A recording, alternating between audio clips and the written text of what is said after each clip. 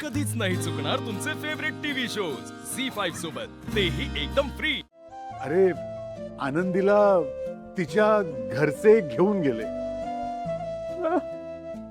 पिंकी, ते तिचं घर आहे आनंदीचं, त्यामुळे ते गेले घेऊन तिला घरी।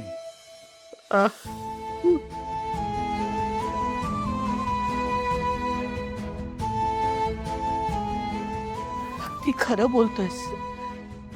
आनंदी इथे असताना घरात एक वेगळंच चैतन्य होतं।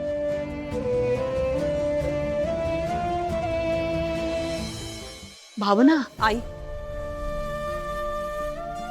तुम्ही हातपाय धुवून घ्या, मी लगेच जेवायला वाढते। तुम्ही सगळे जेवलात?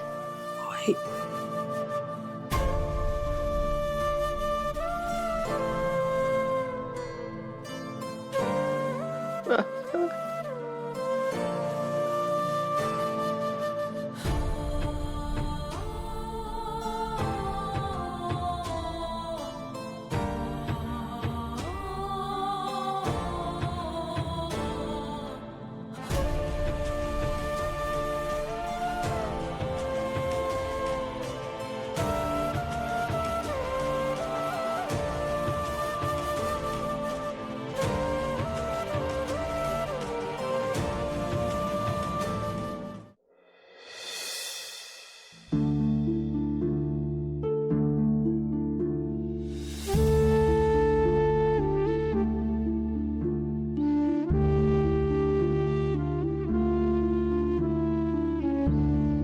ताई, ताई आनंदी घरात नाहीये तर किती किती चुकल्यासारखं वाटतंय ना।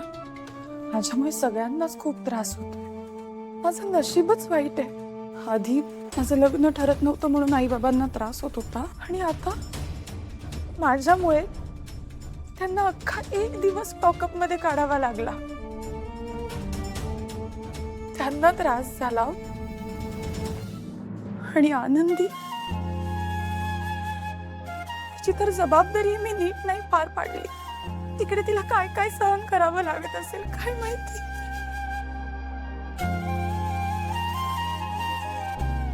आई प्लीज तू असं बोलू नकोस।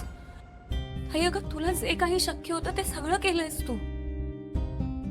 आनंदीला बरं वाटावं म्हणून तू तिला इथे घेऊन आलीस, पण आता तिच्या आत्याला आणि काकांना ते चाललं नाही, त्याला आपण काय करणार आहोत ताई?